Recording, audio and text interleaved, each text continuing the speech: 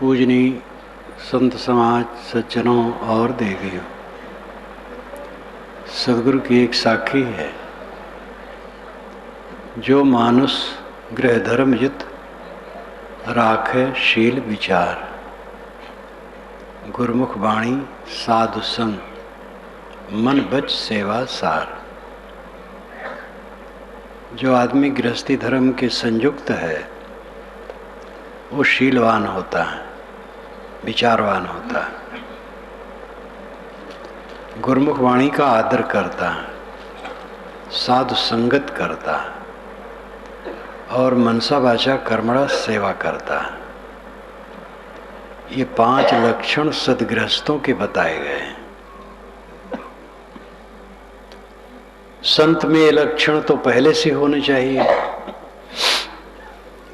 फिर और ऊंचे स्तर पर चढ़ने की आवश्यकता है उसे। ये बुनियादी चीजें हैं। जो मानुष गृह धर्म युत राखे शील विचार, शील पहला लक्षण है। शील का अर्थ होता है मेरे मन वाणी कर्मों द्वारा किसी को कष्ट न हो, ये भावना रखना। और ये भावना अगर पूरी है तो फिर वो संभल संभल करके बोलेगा, विचारेगा, काम करेगा। दूसरों को दुख दे करके हम सुखी नहीं हो सकते हैं। आदमी बदहवास है, जो उसे मिलता है उसकी गर्माहट हो जाती है और वो गर्माहट बहुत थोड़े दिन की है। उसी गर्माहट में गलत काम करके दुख भोगता है। समझदार वह है कि गर्माहट में न पड़े। सारा संबंध क्षणिक है, जवानी क्षणिक है, प्रेमियों का संयोग क्षणिक है, पद क्षणिक है, प्रतिष्ठा क्षणिक है, भीड़ क्षणिक है। बहुत भीड़ में कोई रहता हो तो बहुत भीड़ में रहने से उसका कोई लाभ नहीं होगा, हानि हो सकती है। अवंत में भीड़ साथ नहीं देगी, किसी के साथ नहीं दे सकती है। हमें और आप किसी की भी साथ भीड़ नहीं दे सकती। आज तक किसी का साथ भीड़ नहीं दिया है, आज कैसे दे सकती है?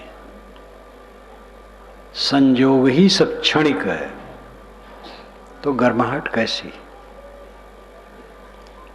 उपाधि में गर्माहट आती है। उपाधि यानी संबंध, संयोग, नकली रूप। दृश्यमान जो कुछ है सब नकली रूप है। गुणानाम परमम रूपम ना दृष्टिपथ मृक्षति यत् दृष्टिपथम प्राप्तम तन्मायो सुतुच्छकम। ये कपिल जी महाराज का मंत्र माना जाता है। व्यास ने अपने योग दर्शन के भाष्य में इसे उद्धृत किया है और वहीं से मैंने भी अपने भाष्य में उद्धृत किया है योग दर्शन के।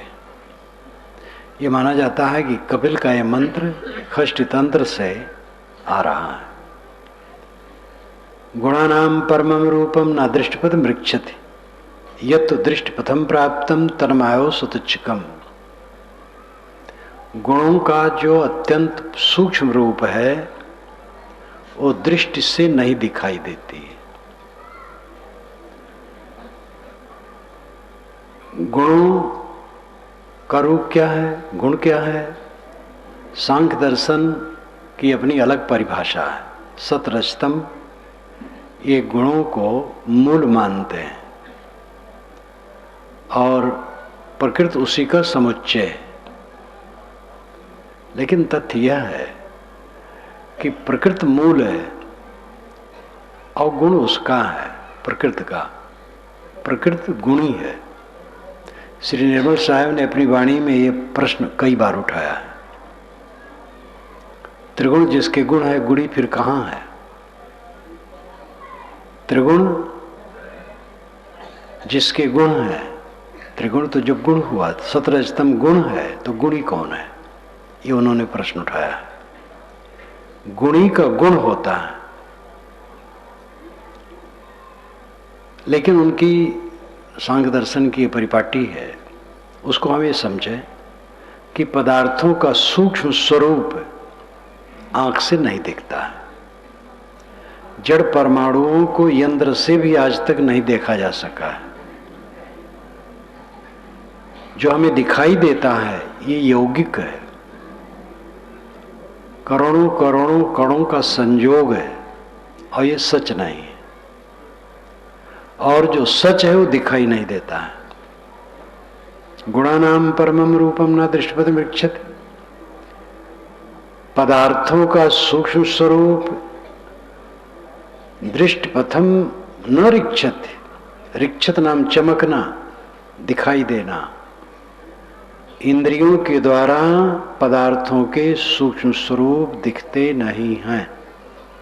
यह तो दृष्टपथम प्राप्तम, और जो दृष्टिपथ से दिखते हैं तन मायो सुतच्छकम, वो तो मायामय है, अत्यंत तुच्छ है। बना है बिगड़ जाएगा। ये शरीर बना है, रात दिन बिगड़ता है, बिगड़ के रहेगा। सभा बैठी है, अभी उठ जाएगी। सारा संयोग वियोग के रूप में हरदम बदलता है। इस तथ्य को जो निरंतर देखता है वो अहंकार नहीं करता है। निरंतर देखना बड़ी बात है। साधना से तब निरंतर हम देख सकते हैं। भूले रहते हैं, जो मिलता है उसी में गरमाए रहते हैं। महामूर्खता। जो अभी है और अभी नहीं रहेगा उसी में गरमाए रहते हैं, और इसी भवाटवी में जीव अनाद काल से भटक रहा है। ज्ञान होने पर भी जब तक कोई साधना में समर्पित नहीं होगा ये दशा नहीं आएगी। जब निरंतर मनन चिंतन अध्ययन उसी पर जोर हो तब चित्त उधर लगेगा ठीक से, तब समझ में आएगा सब नकली है, सब नकली। शील का व्यवहार करो। बिना त्याग के कोई शील का व्यवहार नहीं कर सकता। जो अपने आप पर त्यागी है वो शील का व्यवहार कर सकता है।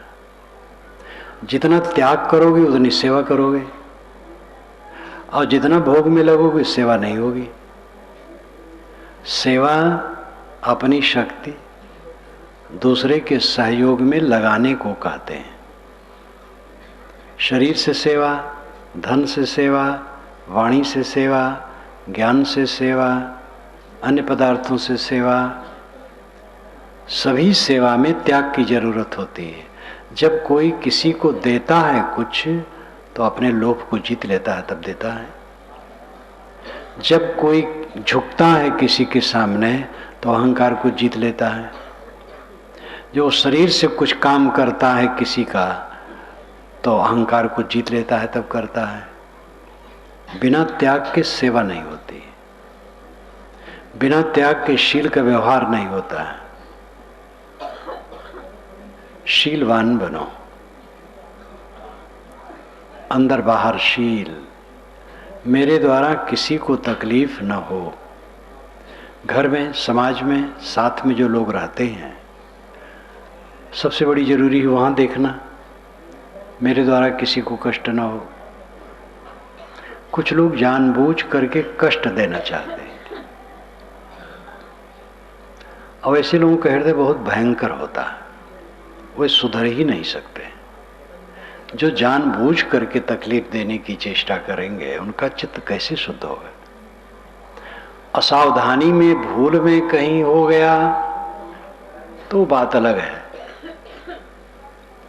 लेकिन जानबूझ करके कष्ट देता है वो नहीं सुधर सकता जब तक ये प्रवृत्ति नहीं छोड़ेगा। शीलवान बनो, मेरी वाणी से किसी को तकलीफ ना हो, मेरे कर्मों से किसी को तकलीफ ना हो। शील का अर्थ सदाचार है, शील का अर्थ संयम है। शील शब्द अनेक सद्गुणों को ध्वनित करता है। अमुक ने अमुक का शील भ्रष्ट कर दिया, कभी कभी अखबार में आप पढ़ते होंगे। अमुक व्यक्ति ने अमुक महिला का शील भंग कर दिया।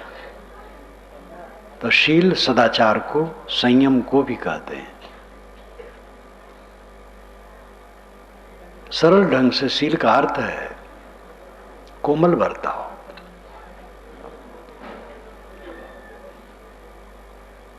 दूसरा सद्गुण है विचार, राखे शील विचार।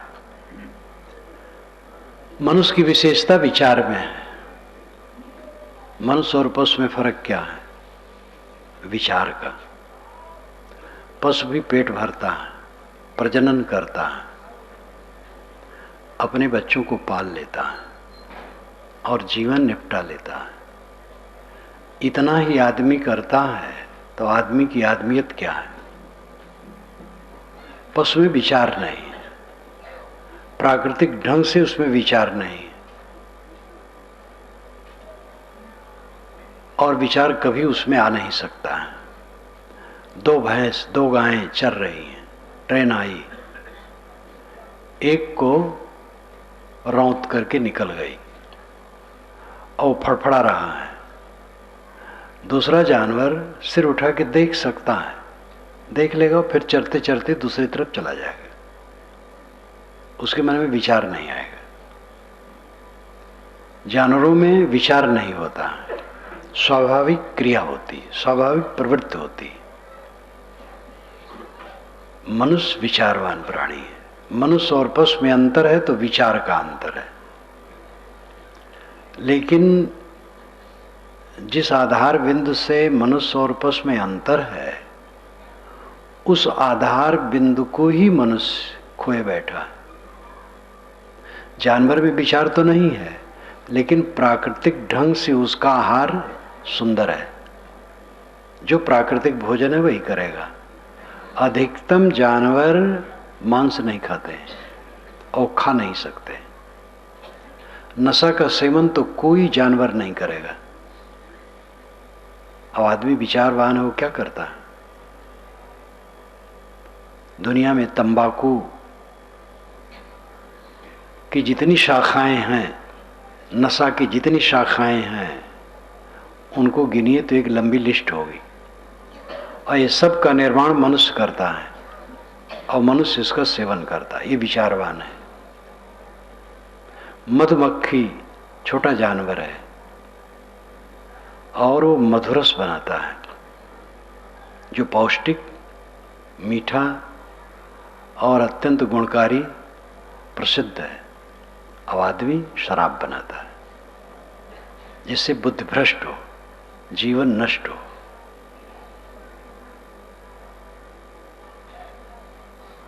जानवर, अधिकतम जानवर गर्भाधान के लिए नर्मदा का संयोग होता है। अधिकतम जानवरों में केवल गर्भाधान के लिए, बाकी नहीं। कुछ जानवर लंपट होते हैं, बानर इत्यादि, बाकी सब केवल गर्भाधान के लिए संयोग करते हैं। आदमी की क्या दशा है? भयंकर है। विचार का विकास इसमें होना चाहिए, तो विचार इसका एकदम इतना मिटा है। जानवर भयवश किसी को मारेगा, और आदमी ऐसा है लूट फूक करने में लगा रहता है। जानवर किसी के खेत में चर लेगा, पेट भर गया, हो गया। आदमी के घर में है लेकिन दूसरे को लूट के भरना चाहता है। और ऐसे ऐसे लोग हैं जिनके पास खूब पैसे हैं, लेकिन फिर भी लूटने में लगे रहते हैं। विचार मनुष्य ने कितना छोड़ दिया है, और इसीलिए सबसे अधिक दुखी मनुष्य है। इतना दुखी दुनिया में कोई नहीं है। सुबह से पक्षी चहचहाते हैं, मस्त गीत गाते हैं। अब आदमी सुबह जब उठता है तो लगता है बीमार है। चेहरा विकृत है, नींद खुलते ही चिंता में डूबा है, जानवर के ऊपर न कपड़े हैं न कोई संग्रह है, कुछ नहीं है, वो खुश है। सुबह से वो गीत गाता है, पक्षी चहचहाते हैं। मैं प्रायः यहाँ रहता हूँ तो 2:30 बजे 2.5-6 घंटे सोता हूँ ठीक से पूरा, एक नींद, 2 नींद नहीं होती, और 2:30 बजे करीब करीब उठता हूँ, कभी 2:45 हो जाता है। आज तो 2:11 हुआ था, लेकिन फिर सो गया, तो 2:31 पर उठा, 20 मिनट और सो लिया। और देखता हूँ उस समय पक्षी मधुर मधुर स्वर बोलने लग जाते हैं। सभी जानवर प्रसन्न हैं, दुखी है तो केवल मनुष्य, क्योंकि प्रकृति ने इसको विचार की शक्ति दी, तो इसने विचार की शक्ति को बिगाड़ में लगा दिया। चिंता अधिक, कैसे घर चलेगा? सब घर अनादिकाल से चल रहे हैं, लेकिन हम चिंतित हैं घर कैसे चलेगा। और इतना ही नहीं, साधु सोचते मठ कैसे चलेगा, परिवार के लोग क्या खाएंगे। तो ऐसे साधु महंत भी हैं, सोचते हमारे साधु क्या खाएंगे, आगे कौन निभाएगा। आगे पीछे की चिंता छोड़ दो, अपना काम करो। अनादि काल से जगत चल रहा है, अनंत काल तक चलता रहेगा, उसमें हम कौन होते हैं। महाप्रबंधक बनकर के हम बैठे हुए हैं, भ्रम बिला वजह का दुख मनुष्य सिर पर लादे रहता है। इसने अपने विचार को अविचार में बदल दिया है। विचारवान बनो, सब हो जाएगा। बाल बच्चे खाएंगे, साधु का मठ चलेगा, गृहस्थ का घर चलेगा, और कोई कुछ बस में किसी के नहीं है। जब जो होना होगा होगा, अपना काम कर लो, अपना काम सबसे है। इसी जीवन में पूरा निर्भय हो जाना। अभी शरीर छूटने का अवसर आए तो कोई भय न हो। शरीर कब छूटेगा? आज छूटेगा, जब छूटेगा आज रहेगा। आज शरीर छूटने का टाइम आए, कोई भय ना हो। यहीं पर मंच पर शरीर छूट जाए, छूटने का टाइम आ जाए, कोई भय ना हो। भय क्या है? छूटेगा क्या? कूड़ा कचरा छूटेगा?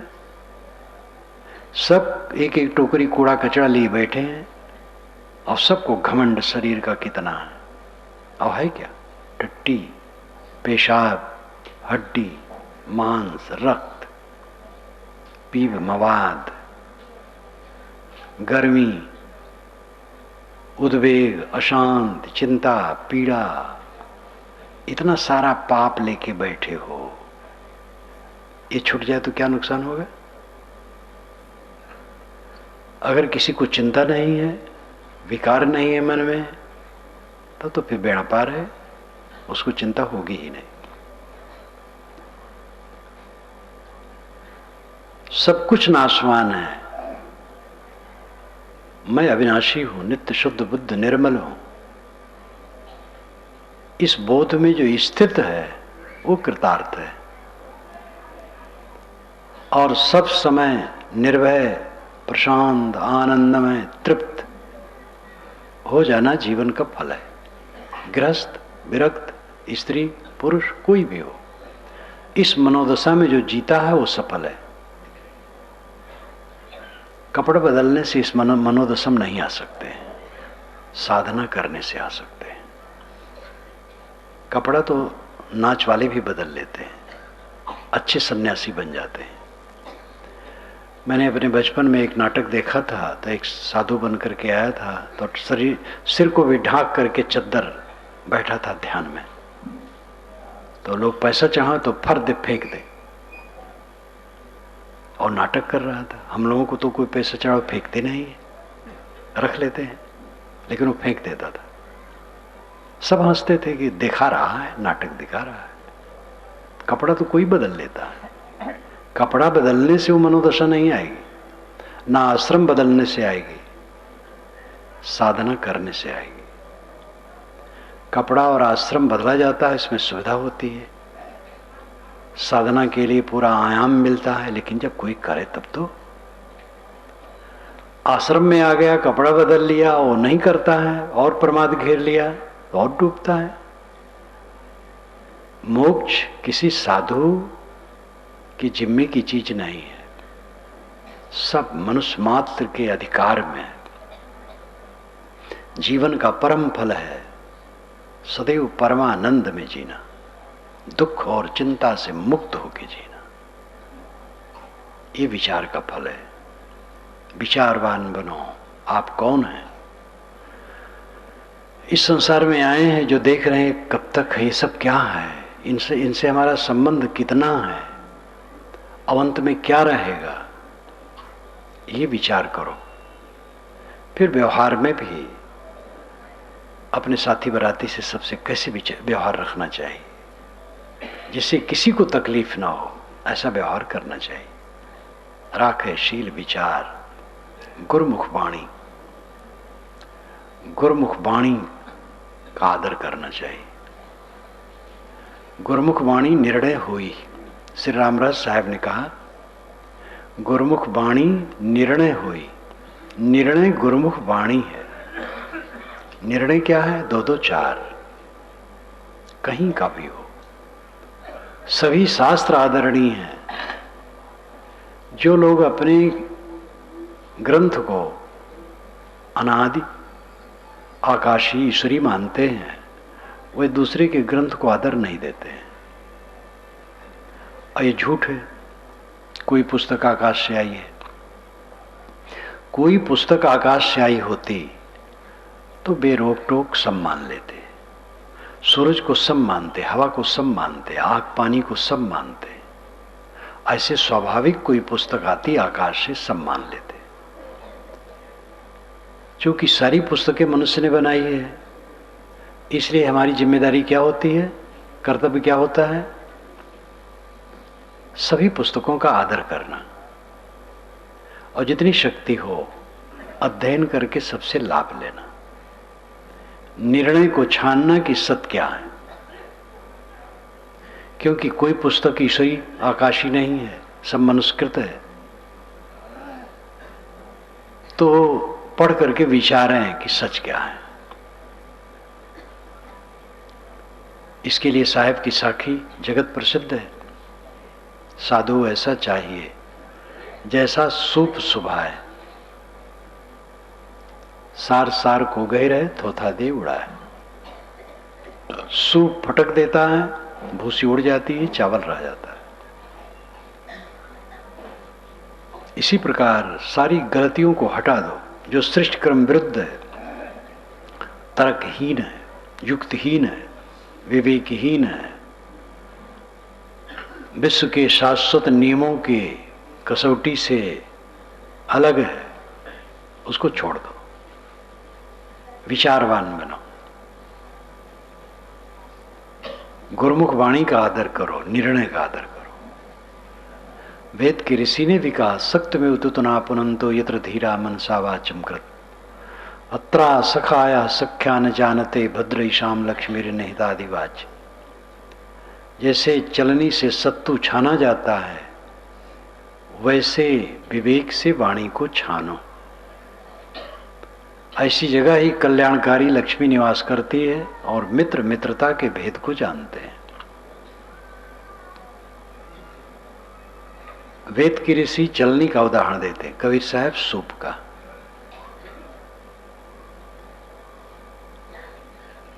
कबीर साहब की ये बात तो प्रसिद्ध है, संतजन कहते हैं। लेकिन आज तक अनेक वैदिकों की सभा में मुझे जाने का अवसर पड़ा है, किसी वैदिक ने इस मंत्र का उच्चारण नहीं किया मेरे सामने। कोई ऐसा नहीं मिला जो इस मंत्र को उद्धृत करके कहे कि भाई विचारों से छान करके वाणी मानो, देखो ये वेद का मंत्र गा रहा। ये चिंतन का अभाव, उदारता का अभाव है। गुरुमुख वाणी निर्णय वाणी। भूत प्रेत जादू टोना जंतर मंतर झाड़ फूक, ये सब गुरुमुख वाणी के मनन न करने का फल है। लोग कहते हैं कि टीवी में बहुत बहुत चमत्कार आजकल दिखाया जाता है। वो तो एक व्यवसाय है, धंधा है टीवी का, और पैसा मिले दुनिया भाड़ भट्टी में जाए। विषय वासना उत्तेजक दृश्य और श्राव्य यानी शब्द, और भ्रम उत्पादक दृश्य और शब्द टीवी में बहुत आ रहे हैं। विज्ञान का आधार लेकर के अविज्ञान का प्रचार बहुत हो रहा है। इससे अपने को बचाओ। जितना चमत्कार और अंधविश्वास है सब झूठे हैं। कोई वायव्य शक्ति आपके ऊपर नहीं तैर रही है जो आपको तकलीफ या सुख दे। हमें और आपको सुख और दुख हमारे अपने मन वाणी और इंद्रियों के कर्मों से होते हैं। उसी को सुधारना। गुरुमुख वाणी, निर्णय वाणी, पारक सिद्धांत की वाणी मनन करें। सभी मतों में आंशिक निर्णय है, लेकिन पूरा का पूरा साफ पारक सिद्धांत के अलावा कहीं दिखाई नहीं देता। ये पक्षपात मेरा नहीं, कोई भी देख सकता है।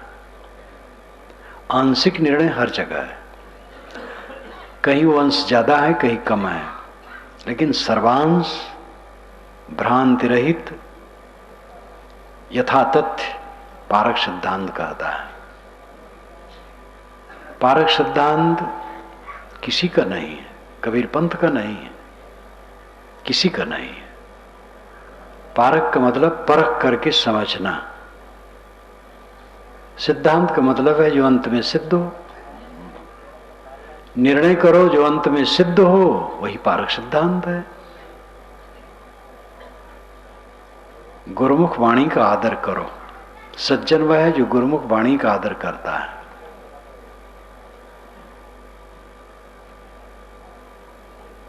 भ्रांतियां बहुत हैं। आज के विज्ञान युग में इतनी भ्रांति फैल रही है। भूत प्रेत को लेकर, जादू टोना को लेकर, जंत्र मंत्र को लेकर, देवी देवता को लेकर, अनेक बातों को लेकर के भयंकर भ्रांत चारों तरफ गूंज रही। दुनिया भर का सुधार कौन कर पाएगा? जो अपना सुधार करना चाहे स्वयं विनम्र हो करके इस दिशा में बढ़े। दुनिया ऐसे है, रही है, रहेगी। डेविड ह्यूम 18वीं शताब्दी में यूरोप के एक दार्शनिक हुए हैं, डेविड ह्यूम। उन्होंने कई पुस्तकें लिखी हैं, तर्कशील थे, चिंतक थे। जो बूढ़े हो गए, मरने का टाइम आया, कई मित्र मिलने आए, तो उन्होंने विनोदी भाषा में कहा कि यमराज नौका लेकर के खड़ा है और कहता, ह्यूम आ बैठ, बैतरणी पार करना है। मैं कहता हूँ भगवान कुछ दिन के लिए मुझे रहने दीजिए।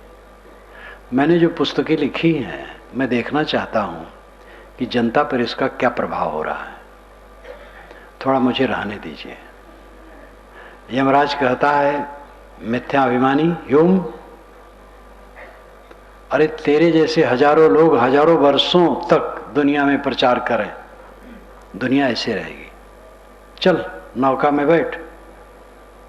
एक विनोदी बात किया। मैं अपनी भारतीय परंपरा के अनुसार शब्द कहा यमराज, बैतरणी, उनका अपना शब्द है, यूरोपीय शब्द, लेकिन भाव यही है। रूपक हर जगह करीब करीब वैसे रहते हैं, भाषा में अंतर रहता है। कोई ज्ञानी ये समझे मैं दुनिया को बदल दूंगा तो पागल है, ज्ञानी नहीं है। दुनिया पहले थी वैसे आज है, आगे रहेगी। इसमें कुछ लोग चेतेंगे निर्णय पा करके, इसलिए परिश्रम करना चाहिए। लेकिन परिश्रम ज्ञानियों को करना चाहिए अपना हाथ पैर बचा करके।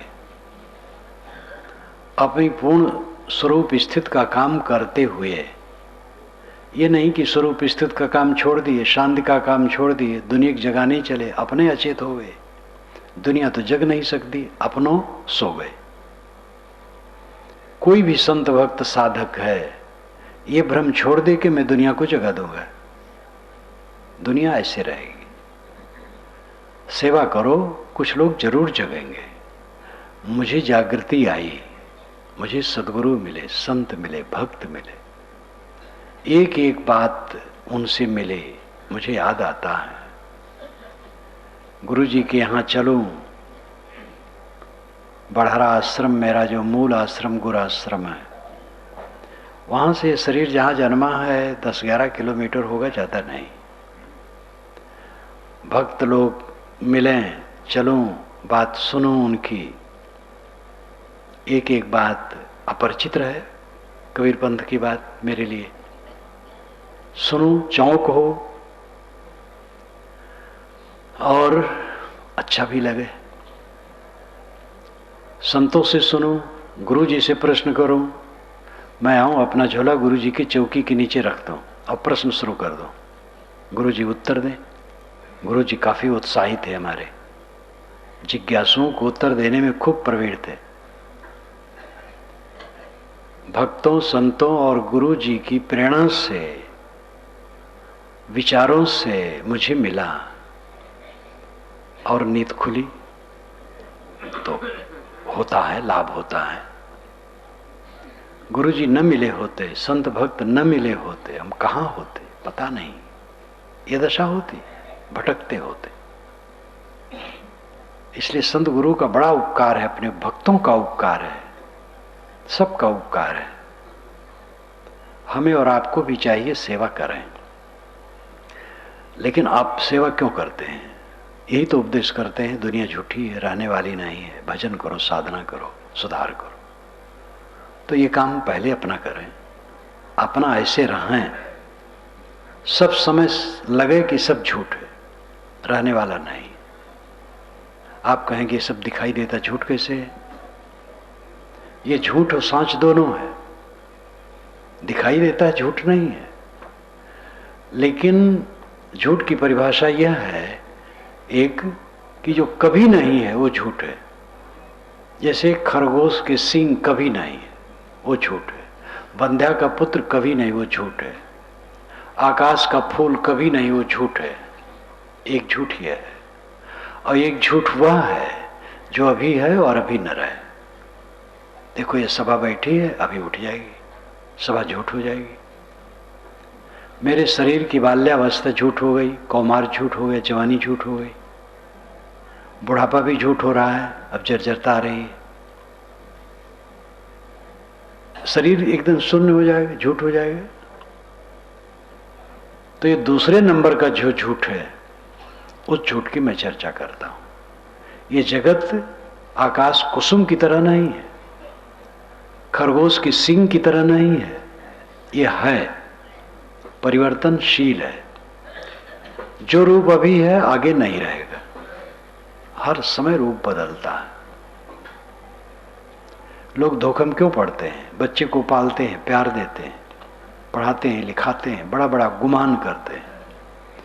जब वो जवान होता है, अपनी रुचि के अनुसार चलता है तो चोट लगती है, फिर घृणा करते हैं, फिर द्वेष करते हैं, फिर पिता पुत्र में बैर बढ़ता है। ये ध्यान ही भूल जाता है कि बच्चे जिस ढंग से मासूम निर्मल चित्त अभी हैं, क्या जवान होने पर वैसे रहेंगे? जवान होने पर उनमें अनेक कामनाएं होंगी, उनके स्वाभाविक संस्कार और आदतें उठेंगी, जवानी का प्रमाद आएगा। पहले सावधान रहो, सेवा कर दो बच्चों की, उनको लिखा पढ़ा दो, सिखा दो, रास्ता दिखा दो, फिर जैसे करें अपने को संभाल के रखो। हम भावुक हो जाते हैं, सब कुछ बदलने वाला है, कुछ स्थिर नहीं। पति पत्नी का पारस्परिक संयोग शुरू में जो होता है, जब देवी बच्चे वाली हो जाती है, बहुत फर्क हो जाता है। और अधिकतम माताओं का वर्चस्व बच्चों पर हो जाता है, क्योंकि वो प्यार देती हैं। और पिता समझता है कि मैं तो किसी कर्म लायक नहीं रहा। ये दो पति पत्नी मिलने मुझसे आए, दोनों शिक्षित, अच्छे स्तर के। उन्होंने कहा, महाराज इनको समझा दीजिए, ये बच्चे का पक्ष लेती हैं और बच्चे सभी इन्हीं की तरफ रहते, मैं अकेला हो जाता हूं। तो मैंने कहा, वो सेवा करती है, स्नेह देती है, तुम तो केवल डांट करते होगे, तुम भी स्नेह दो, बस उसे मिल जाओगे, अकेला होने की जरूरत ही नहीं है।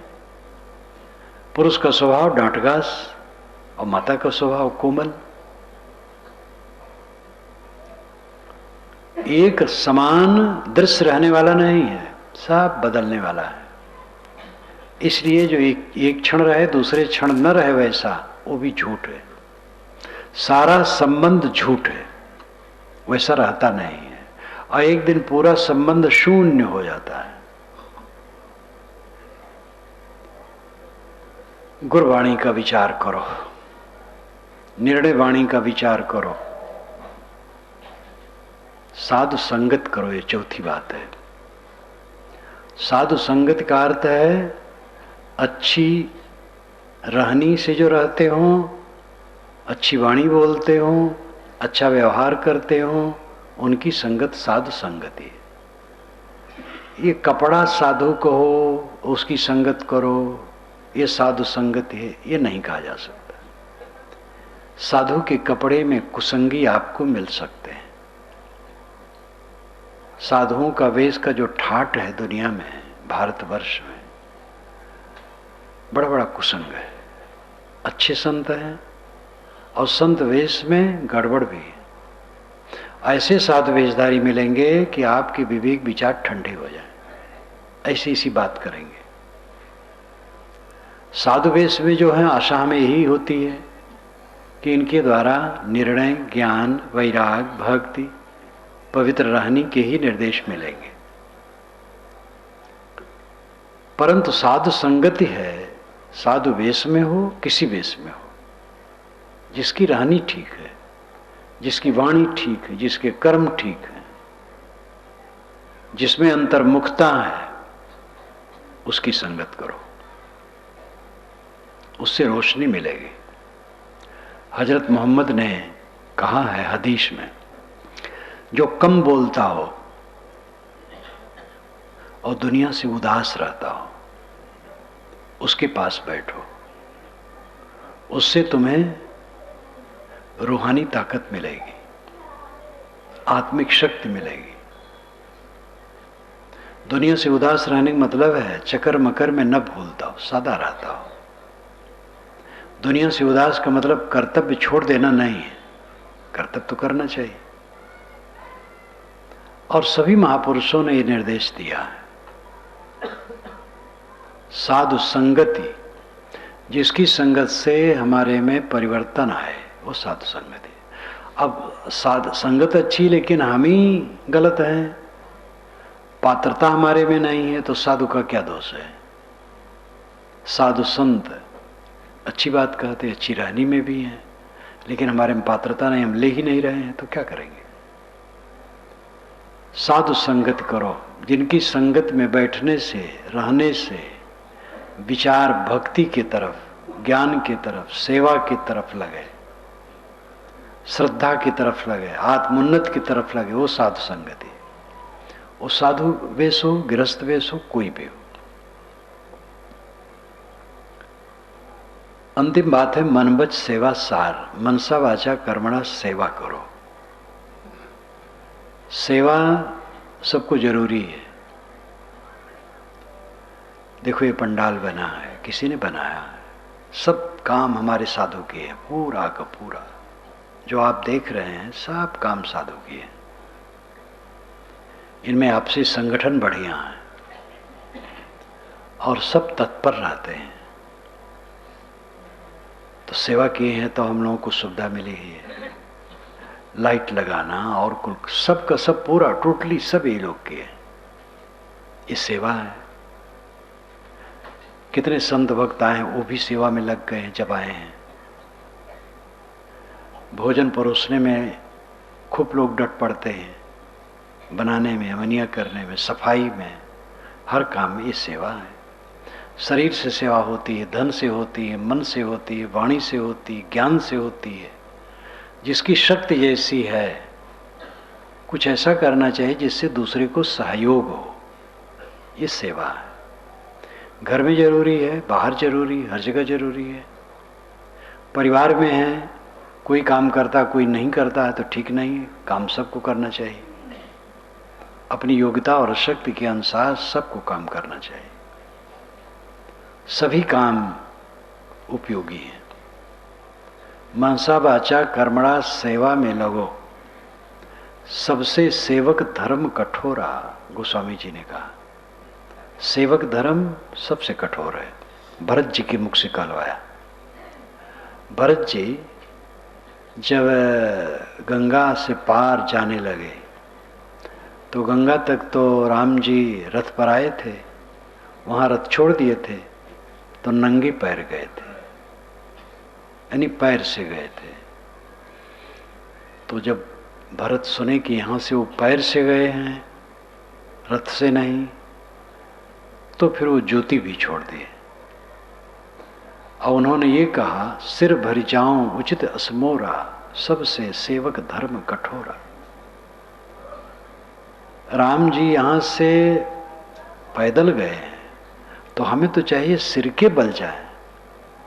पैदल हो गए, हम भी पैदल जाएं, शोभा नहीं है, लेकिन मजबूर हूँ, ऐसी आदत नहीं है, पैदल जाना पड़ रहा है, तो कम से कम जूती तो नहीं पहनोगे, चाम नहीं काट सकता, जूती नहीं पहनोगे। ये गोस्वामी जी ने इस चीज को उभारा है। तो इससे भरत जी की गंभीरता सिद्ध होती है।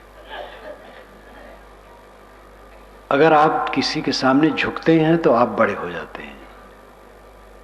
जो पलड़ा झुकता है तराजू का, वो कीमती हो, उसका माल कीमती हो जाता है। कबीर नवे सो आप को और को नवे न कोय, घाली तराजू तौलिए नवे सो भारी होए। साहब कहते हैं जो झुकता है अपने लिए झुकता है, दूसरे के लिए कोई नहीं झुकता। झुका तो खुद वजनदार हो जाता है, बड़ा हो जाता है।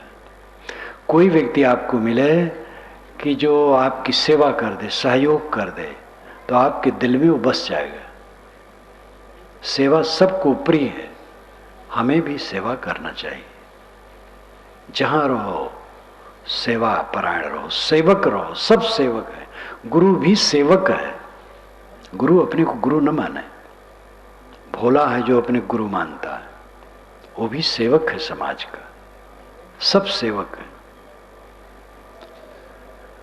दोपहर के पहले कुछ अधिकारी लोग मिलने आए थे, अफसर लोग। तो उन्होंने कहा, महाराज महंत जी। मैंने कहा, भैया मैं महंत नहीं हूं। फिर उन्होंने कहा, मैंने कहा महंत मैं नहीं हूं। महंत या तो कोई है ही नहीं है, सब सेवक हैं। हम सब मिलजुल करके काम करते हैं बस। वेद में आती है बात मरुत के लिए। मरुत वह सब भाई भाई हैं, उसमें कोई छोटा बड़ा नहीं है, सब एक साथ चलते हैं। मरुत का मैंने वेद क्या कहते में वर्णन किया है। मरुत सब एक साथ रहते हैं, उसमें कोई छोटा बड़ा नहीं, सब सहयोगी हैं। और इसी की जरूरत है। बहुत बड़ा छोटा मान करके झंझटे बढ़ती और कुछ फायदा नहीं। तो मैंने कहा, तो एक अधिकारी ने कहा, महाराज तो आपको क्या कहूं? तो मैंने कहा, आप मनुष्य मैं मनुष्य, बस दोनों मनुष्य हैं और कुछ न कहें। तो हंसने लगे। सब सेवक हैं और अपने ढंग से सबको सेवा परायण होना चाहिए। मन वच सेवा सार, मनसा वाचा सेवा करो, तब सार सार जीवन का लाभ होता है। कुछ लोग सेवा में अपनी तौहीनी समझते हैं, ये उनकी त्रुटि है। जाए गुरुद्वारे गुलामी करबे, ये बचपन में मैंने सुना था माताओं के मुख से गीत। जाए गुरुद्वारे गुलामी करबे, गुरुद्वारा जाएंगे तो वहां गुलामी करेंगे, सेवा करेंगे। सेवा परायण रहो। जो जिनकी शक्ति उस ढंग से सेवा करें, हर जगह परिवार में रहें, सेवा परायण रहें, आलसी न रहें। सेवा से उन्नति होती है, श्रम से उन्नति होती है। श्रम सेवा है। जिस घर में, जिस परिवार में, जिस समाज में संगठन टूटता है, सेवा टूटती है, अहंकार बढ़ता है, मैं बड़ा मैं बड़ा, तो आपस में मिलते ही नहीं, बातें नहीं करते, कोई मीटिंग नहीं। फिर कौन किससे कहे, फिर बिगड़ने लगता है, बिगड़ते बिगड़ते खराब हो जाता है। एक दूसरे से मिलो, झुको, विनयी हो जाओ। परिवार में पिता पुत्र, पति पत्नी, भाई भाई मिले, समाज में, साधु समाज में गुरु भाई गुरु शिष्य मिले, किसी धंधे में हैं पार्टनर लोग, सब आपस में मिल करके बैठे, मीटिंग करें, विचार करें। हर जगह की जरूरत है मिलना, मीटिंग, ईटिंग, एक साथ बैठ करके घर भर खाओ, एक साथ बैठ करके सब लोग विचार करो, काम करने के लिए निर्णय करो, कदम उठाओ, काम करो, सेवा परायण रहो। यहाँ पर आप लोग आए हैं, जो जिस योग्य हों, यहाँ के जो कार्यकर्ता साधुओं से पूछे क्या करो, मेरे लायक सेवा क्या है, मैं कैसे करूं, और जैसे वो बताएं करो, ये सीखो। ऐसे कहीं जाओ, बारात में जाओ, बाराती बन के बैठे न रहो, वहां भी सेवा करो। विदेशियों की नकल हम लोग करते हैं, खड़े खड़े पेशाब करना, सिगरेट पीना इत्यादि का। विदेशियों में कई गुण हैं। वो जिसके घर जाते हैं, भोजन करते हैं, तो थाली धो के अपना खुद धर देते हैं और सेवा परायण होते हैं। मैं हवाई जहाज में चल रहा था, भारत से काठमांडू जा रहा था, दोबारा की बात है शायद, बनारस से उड़ा था, तो यूरोप के लोग थे, तो फल खाया, तो मेरा दोना पास के यूरोपियन ने ले लिया और टोकरी में जाके डाल दिया। कुछ परिचय नहीं, कुछ मतलब नहीं, कितना भाव उनका था। मैं देना नहीं चाहा, लेकिन उन्होंने ले लिया। तो यूरोपियन के और विदेश के कई जो गुण हैं उसको हम नहीं लेते, उनके दुर्गुणों को लेते हैं। सेवा परायण बनो, और हर जगह सेवा की जरूरत है। पूरे संसार से मुझे सेवा मिलती है। देखो, हवा मुझे मिल रही है, हवा सेवा दे रही है, प्रकाश सेवा दे रहा है, आग, पृथ्वी सेवा दे रही, इसी पर हम बैठे हैं, पानी सेवा दे रहा है, शून्य सेवा दे रहा है। ये शून्य आकाश न हो हम लोग जी नहीं सकते हैं। वनस्पतियां मौन, वृक्ष खड़े हैं, सेवा दे रहे हैं, प्राण पदवायु छोड़ छोड़ करके। पूरी सृष्टि सेवा दे रही है, हमें भी सेवा देना चाहिए, करना चाहिए। कहीं भी रहो, सेवा परायण रहो। तो साहब कहते मन बच सेवा सार, मनसा वाचा कर्मणा सेवा करो, तब सार जीवन का लाभ मिलेगा। जो मानुष गृहधर्मजुत राखे शील विचार, गुरमुख वाणी साधु संग, मन बच सेवा सार। गृहस्थी धर्म के संयुक्त जो है वो शीलवान होता, कोमल स्वभाव का होता। सदगृहस्थ का लक्षण यही है। विचारवान होता है, गुरमुख वाणी का आदर करता है, निर्णय वाणी का आदर करता है, साधु संगत करता है, मनसा वाचा कर्मणा सेवा करता है। प्रश्न होता है साधु, तो साधु तो एक कर लेता है, तब आगे साधु होता है। साधु पूरी अवस्था है, कृतार्थ अवस्था। ये सब की हुई बिना तो उसमें कोई पहुंच ही नहीं सकता। जिसमें सेवा नहीं है, किसी वैराग्यवान को मैंने नहीं देखा जो निकम्मे रहे हो। जो मैंने अपनी आंखों से देखा उनको, और जिनके विषय में मेरा समय नहीं था उनको सेवा के समय को देखने, दूसरों से सुना उनकी सेवा की भावना। वैराग्यवान जो हुआ है सेवाहीन नहीं रहा, साधना और रहनी में जो टिका है सेवा परायण रहा है। सेवा के बिना चित्त शुद्ध हो ही नहीं सकता है, और चित्त शुद्ध हुए बिना ज्ञान टिक नहीं सकता है।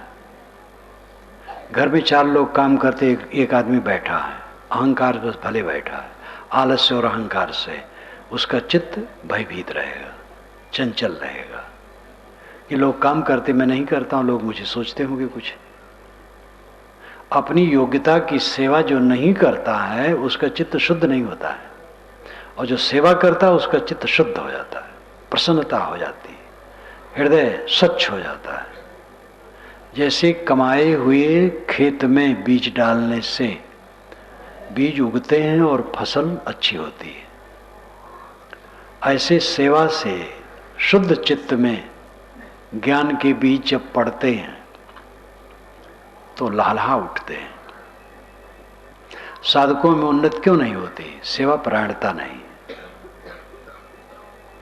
साधक भगत कोई भी हो, जिनमें सेवा परायणता नहीं होगी उनका चित्त शुद्ध नहीं होगा। चित्त शुद्ध नहीं होगा तो ज्ञान का आचरण नहीं होगा। तो साधु तो ये सब करके और ऊपर उठ जाता है। जो दुराचारी हैं वो अशांत है, जो सदाचारी हैं वो उस ढंग के अशांत नहीं है, लेकिन पूरी शांत उनको भी नहीं है। सदाचारी तो हैं लेकिन मोह है, राग द्वेष मन में है, तो पूरा शांत वो भी नहीं हो सकते हैं।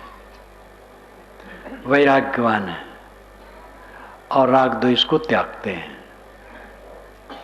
लेकिन अगर पूरी अवस्था नहीं पहुंची है तो पूरी शांत उनको भी नहीं होगी। जितने अंश में राग होगा द्वेष होगा उतने अंश में अशांति होगी। ये गणित की तरह है, इसमें क्षमा उमा कहीं नहीं है। इसीलिए लोगों ने ऐसा ईश्वर बनाया है कि उसके सामने गिड़गिड़ा दो, क्षमा मांग लो और कुल दे जाए। ऐसा ईश्वर नहीं है। ईश्वर है विश्वव्यापी नियम, उसमें क्षमा नहीं है। वो कंप्यूटर की तरह है, उठा करके सामने रख देता है जो आपने किया है। इसलिए अगर कोई संत है, साधक है, ज्ञान वैराग से चलता है, लेकिन चित्त में कसर है, मोह है, लालसा है, सांसारिक कुछ लालसा है, तो पूरी शांति नहीं पाएगा। पूरी शांति मिलेगी जब सारी तृष्णाएं एकदम जल जाए। श्री निर्मल साहिब की बात याद आती है, देह द्वार ते जगत ज्ञान है, जगत ज्ञान है दुखदाई। देह संबंध छुटेगा तब जब सकल वासना जर जाई। देह के द्वारा जगत का हमें ज्ञान होता है। देह ना हो तो जगत का हमसे कोई मतलब नहीं। सो जाते हैं तभी जगत भूल जाता है। देह द्वारते जगत ज्ञान है, और जगत ज्ञान है दुखदाई। जगत का ज्ञान दुखदाई है। जगत को जानो दुख भोगो। तब प्रश्न यह हुआ कि जगत के ज्ञान से अलग कैसे हो, हम जगत को न जाने। तो साहब कहते हैं देह संबंध जब न रहे, जब देह नहीं रहे, अब आत्मा अपने आप में तृप्त मुक्त हो जाए, अपने स्वरूप में स्थित हो जाए, तब जगत ज्ञान नहीं होगा। तो देह संबंध कैसे छूटे? तो साहब कहते जब सकल वासना जर जाए, जब सारी वासनाएं जल जाएंगी तब ये दशा आएगी। इस देह में रहते रहते सारी वासनाएं जल जाए, कुछ इच्छा नहीं, तब फिर वो देह में नहीं आएगा। यहां से कुछ पाने की इच्छा नहीं है, अपने आप में परमानंद परम सुख सागर है। बाहर तो कबाहट है। अपने आप में पूर्ण तृप्त आत्मा वो कुछ नहीं चाहता है। तो जब तक है देह में तब तक भी मुक्त है, देह छूट जाए तब भी मुक्त है। कुछ लोग कहते देह छूट जाएगा तो जीव मुक्त होकर कहाँ रहेगा। मोटी बुद्धि का यह प्रश्न है। देह में रहते रहते वो मुक्त है, मरने पर क्या पूछना है। देह छूट गई, यही मरना है। अब आत्मा अपने आप में स्थित है। बस सारा काम करना है जीते जीते, मरने में कुछ नहीं करना है। जीते जीते निष्काम होकर के आत्मतृप्त हो जाओ। अगर कहो ये सब बकवास है तो ठीक है, जिसमें रमना हो रमो, लेकिन ये पक्का समझ लो मौत है, शरीर रहेगा नहीं। और जिसमें हमें अहंकार है वो हमारे साथ रहेगा नहीं। इसलिए इसको समझो, ये बकवास नहीं, ये यथार्थ है। आप हैं, अब आप बीच में नहीं उदय हो गए हैं, पहले भी थे, अब हैं, आगे भी रहेंगे। विज्ञान मानता है कि संसार का एक कण नया बनता नहीं है और एक कण मिटता नहीं। जो है सो है, जड़ है चेतन है, दोनों हैं, दोनों रहेंगे। आप हैं, पहले भी थे, आज भी हैं, आगे भी रहेंगे। जीवन का परम फल है इसी जीवन में तृप्त हो जाना, निर्भय हो जाना, संतुष्ट हो जाना। आखिर मरना है जब अवश्य मोहब्बत करना छूटा, करिए भजन विचार विषय से रहिए रूठा। ये भी निर्मल साहब ने कहा है। मरना जब अवश्य है तो मन शक्ति जिसने मिटा दी वो धन्य हो गया, कृतार्थ हो गया, जीवन मुक्त है। बस जीवन मुक्त को प्रश्न नहीं होता है मरने के बाद कहाँ रहेंगे। वो तो स्वयं उसमें तृप्त है। कहाँ से क्या मतलब है। अपना स्वरूप अमृत धाम है, वो निराधार है, उसमें आधार आधे संबंध नहीं है। घड़ा आधे है, मिट्टी आधार है, तो घड़ा मिट्टी पर रहता है, पृथ्वी पर। तरंग आधे है, जल आधार है, तो आधार आधे संबंध जहाँ है तहाँ आधे आधार पर रहता है। चेतनात्मा ना किसी का आधार है ना आधे है, वो निराधार है, अपने आप है। इसलिए जिसकी वासना क्षय हो गई, जो आत्म तृप्त हो गया, आत्म संतुष्ट हो गया, वो देह रहे देह न रहे, दोनों में बराबर है, सब समय मुक्त आत्मा है। ये काम भी ये बात भी समझो, सोचो, करो, सारा दुख इसी में मिटेगा। इस स्थिति तक पहुंचे बिना सारा दुख नहीं मिटेगा। सदाचार से दुख कम हो जाएगा, ज्ञान वैराग से और दुख कम हो जाएगा, लेकिन पूरे दुखों का अंत होगा जब मोह का सर्वथा नाश हो। शरीर छोड़ना है, मोह रख करके छोड़ो या मोह छोड़ करके छोड़ो, आपकी मर्जी। सबको साधना करना चाहिए, मोह छोड़ने की दिशा में सबको चलना चाहिए। सदगुरु की ये साखी याद कर लो। जो मानुष गृह धर्म युत राखे शील विचार, गुरुमुख वाणी साधु संग मन बच सेवा सार।